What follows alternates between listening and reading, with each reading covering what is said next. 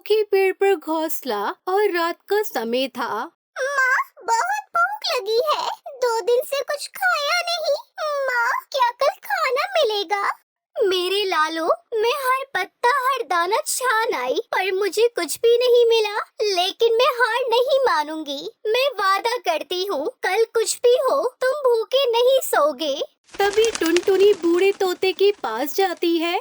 काका, कोई ऐसी जगह बताइए जहाँ मैं अपने बच्चों के लिए कुछ जुटा सकूं। बहुत साल पहले जंगल के उत्तर छोर पर एक पेड़ था। वो जादुई था, दूध देता था, किंतु उसकी रक्षा करता है भयानक नाग। आज तक कोई परिंदा वहाँ नहीं गया। अगर उस पेड़ से मेरे बच्चों का पेट भर सकता है तो मैं उस नाग से भी नहीं डरूंगी।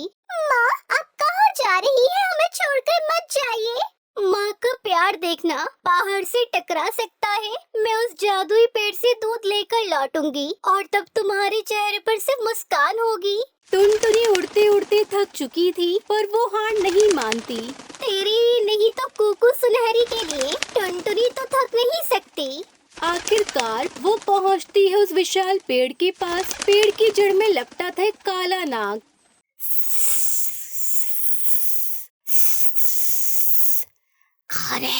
कौन हिम्मत करके मेरे पेड़ तक आया है?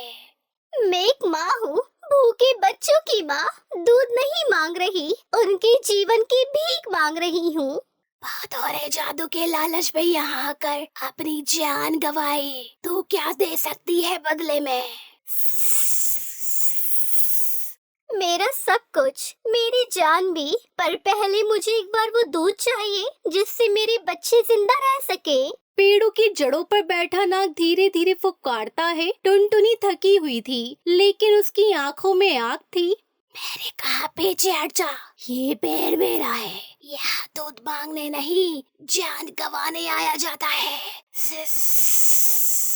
तू जो भी हो, रक्षक हो या राक्षस, सुन ले, मैं तुझसे भीख नहीं मांग रही। मैं तुझसे अपनी जान की कीमत पर दूध मांगने आई हूँ। मैं एक माँ हूँ और माँ जब भूखे बच्चों को रोता हुआ देखती है तो उसके अंदर का डर मर जाता है। वो सिर्फ अपनी संतान का चेहरा देखती है, उनकी आंखों में बुझती उम्मीद देखती है और उसी उम्मीद को जिंदा रखने के लिए वो पहाड़ से टकरा जाती है। मेरे 2 नन्हे बच्चे हैं, कुकू और सुनहरी। उनकी आंखों में आंसू थे जब मैं निकली थी। उनके पेट खाली थे और उनके दिल में एक ही विश्वास कि माँ कुछ लेकर लौटेंगी। अगर आज मैं खाली हाथ लौटती हूँ तो सिर्फ भूख नहीं मरेगी, मरेगा मेरा भरोसा, मरेगा माँ पर विश्वास। तो मार दे अगर तुझे अपनी सत्ता का इतना घमंड है, पर याद रख तो एक माँ की ममता से टकरा रहा है और वो युद्ध तुझे जीतकर भी हारना ही होगा। तुम्हारे शब्दों ने मेरे भीतर को छिला दिया है। सदियों से मैं यहाँ हूँ। मेरी चुप्पी में जहर था, पर आज पहली बार कोई चुप्पी को सुनने आया है। तुम रक्षक हो या पीड़ित, ये तुम्हारी आंखें बता रही है। तुम भी कभी किसी माँ की संतान रहे होंगे, कभी किसी की ममता ने तुम्हें छुपाकर पाला होगा। हाँ, और वो माँ इसी पेड़ के नीचे मरी थी। इंसानों ने उसे मारा, उसकी संतानों को जला डाला। तब से मैंने ये शपथ ली कि कोई इस पेड़ के दूध को नहीं छुएगा। पर आज तेरी आंखों में वही आग है जो मेरी माँ की आंखों में थी। जाले जा दूध, लेकिन एक शर्त पर। क्या शर्त है? हर साल ऐसे दिन तेरा कोई एक बच्चा यहाँ आकर पेड़ की सेवा करेगा ताकि उसका जादू किसी लालच में ना फंसे। अगर मेरा बच्चा सेवा से सीखता है तो वो दूध से कहीं ज्यादा मूल्य है, मैं वादा करती हूँ। टुनटुनी दूध की बूंदें चोंच में भरकर अपने घोंसले तक उड़ती है। ये चोंच में सिर्फ दूध नहीं है, ये मेरा संकल्प है। मेरी संतान का जीवन है, मेरा विश्वास है। माँ का प्रेम पेड़ हिला सकता है और मैं एक छोटी सी टुनटुनी आज खुद को दुनिया की सबसे बड़ी शक्ति मानती हूँ, क्योंकि मैं माँ हूँ। माँ, आप आ गई। क्या सच में दूध है? माँ, आप हमारी सबसे बहादुर माँ हो। हाँ मेरे लालो, आज ये दूध नहीं, तुम्हारे आंसुओं की मिठास है। अब तुम्हें भूख नहीं लगेगी। अब माँ हर तूफान से लड़ना जान गई है, क्योंकि आज माँ ने अपनी ताकत पहचान ली है। कुछ समय बाद कुकू और सुनहरी बड़े हो चुके थे। पेड़ के पास सुबह सुबह सेवा कर रहे थे।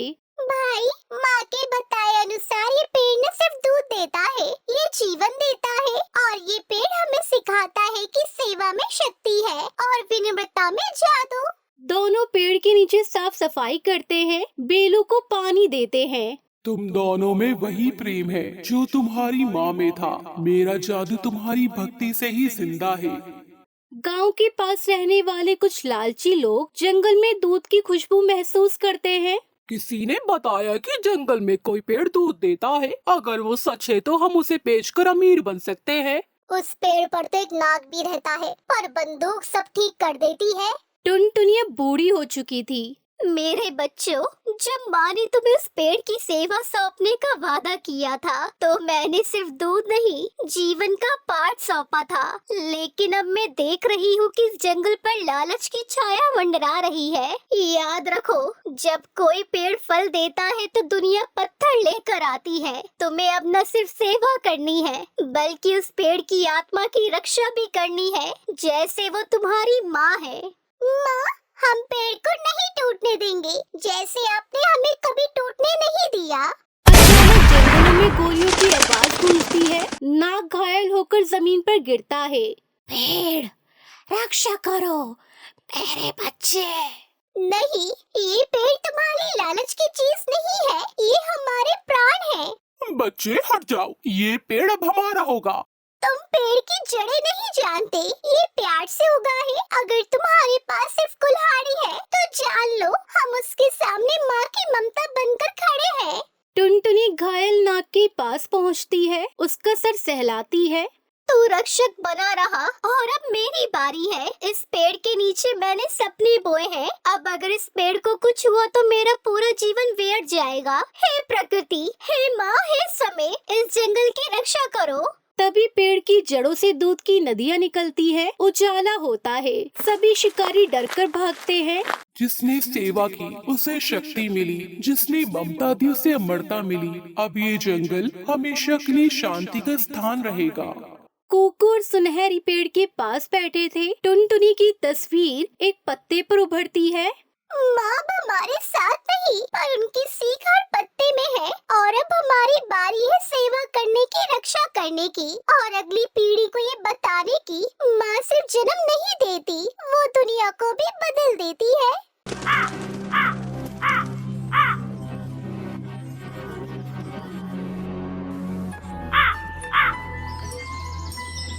हिमालय के जंगल में एक जादुई चूड़ी का पेड़ था। वो पेड़ काफी ज्यादा शक्तिशाली पेड़ था, पर उस पेड़ के बारे में जंगल में रहने वाले पक्षियों में से बहुत कम पक्षियों को पता था।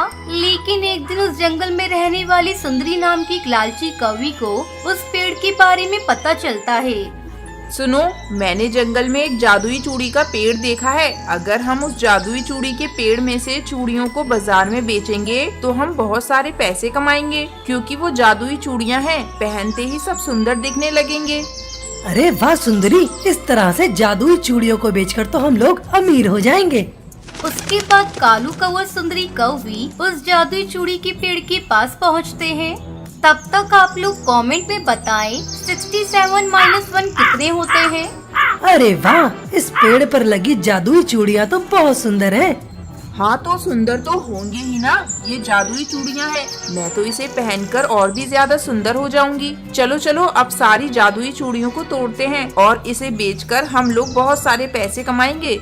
उन दोनों की बातें सुनकर जादुई पेड़ बहुत ही गुस्सा हो जाता है और उन दोनों से कहता है, सुनो लालची पक्षियों, तुम दोनों की सारी बातें मैंने सुन ली हैं। तुम दोनों पैसा कमाने के लिए मेरी जादुई चूड़ियों को तोड़ना चाहते हो, इसलिए मैं तुम्हें एक भी चूड़ियाँ नहीं दूंगा। तुम दोनों यहाँ से चुपचाप चले जाओ। सुंदरी, ये पेड़ तो जादुई चूड़ियों को तोड़ने से मना कर रहा है। तुम चिंता मत करो, इसका उपाय मेरे पास है। अब देखो मैं क्या करती हूँ। इतना कहकर सुंदरी कौवी एक कुल्हाड़ी निकालती है और पेड़ को डराते हुए कहती है, देखो जादुई पेड़, ये चूड़ियाँ मुझे तोड़ने दो, वरना मैं तुम्हें इस कुल्हाड़ी से काट दूंगी। फिर देखना, तुम हमेशा के लिए खत्म हो जाओगे। तुम तो बहुत बेरहम और दुष्ट कौवी हो। मैं तो बिल्कुल भी तुम्हें ये जादुई चूड़ियाँ तोड़ने नहीं दूंगा। चली जाओ यहाँ से। सुनो जादुई पेड़, मेरी बात मानो, मैं तुम्हें आखिरी बार कह रही हूँ। अगर तुमने मुझे चूड़ियाँ तोड़ने नहीं दी तो मैं इसी कुल्हाड़ी से तुम्हें काट के गिरा दूंगी। सुंदरी कौवे की बात सुनकर जादुई चूड़ी का पेड़ डर जाता है और कालू कौवा सुंदरी कौवी को अपनी जादुई चूड़ियाँ देने के लिए तैयार हो जाता है। कालू कौवा सुंदरी कौवी उस जादुई पेड़ में से सारी जादुई चूड़ियों को तोड़ लेते हैं और सारी चूड़ियों को बेचने के लिए बाजार में चले जाते हैं। इसी तरह कुछ दिन बीत जाते हैं। एक दिन टुनटुनी और उसकी बेटी सुनहरी चिड़िया उस जादुई चूड़ी के पेड़ के पास आते हैं। ये जादुई चूड़ी के पेड़, हमें एक चूड़ी की जरूरत है। सुना है आप जादुई चूड़ियाँ देते हैं जो कि काफी शक्तिशाली होती हैं। हाँ, मैं जादुई चूड़ियाँ देता हूँ, पर आज मेरे पास एक भी जादुई चूड़ियाँ नहीं है। मुझे माफ कर दो, क्योंकि मेरी सारी चूड़ियाँ सुंदरी कौवी और कालू कौवा तोड़ ले जाते हैं। तुम एक काम करो, कुछ दिन बाद आना, तब तक मेरे जादुई पेड़ पे जादुई चूड़ियाँ लग जाएंगी। पेड़ की बातें सुनकर टुनटुनी और उसकी बेटी सुनहरी चिड़िया काफी ज्यादा उदास हो जाती हैं और उन दोनों की मदद न कर पाने की वजह से जादुई पेड़ भी काफी ज्यादा दुखी हो जाता है। कुछ समय बीतने के बाद उस पेड़ पे फिर से काफी ज्यादा रंग बिरंगी जादुई चूड़ियाँ उग जाती हैं। फिर उसी दिन कालू कौवा और सुंदरी कौवी उस पेड़ में से सारी चूड़ियों को तोड़कर बाजार में बेचने चले जाते हैं और बहुत सारे पैसे कमाने लगते हैं। इसी तरह कई दिन बीत जाते हैं। फिर एक दिन, सुनो जादुई चूड़ियों के पेड़, अगले हफ्ते मेरी बेटी सुनहरी की शादी है। कृपया मुझे एक सेट चूड़ियों का दे दीजिए ताकि मेरी बेटी की शादी अच्छे से हो जाए। पेड़ टुनटुनी चिड़िया की बातें सुनकर माफी मांगता है और कालू कौवा सुंदरी कौवी की पूरी बातें बताने लगता है। कालू कौवा सुंदरी कौवी के बारे में सारी बातें सुनकर टुनटुनी चिड़िया बहुत ज्यादा गुस्सा हो जाती है और कहती है, अच्छा तो ये बात है, आप चिंता मत करो, मैं उस कालू कौवे सुंदरी कौवी को सबक जरूर सिखाऊंगी। फिर कुछ दिनों बाद उस पेड़ पे जादुई चूड़ियाँ उग जाती हैं और फिर कालू कौवा सुंदरी कौवी उस जादुई चूड़ियों को लेने आते हैं कि तभी वहाँ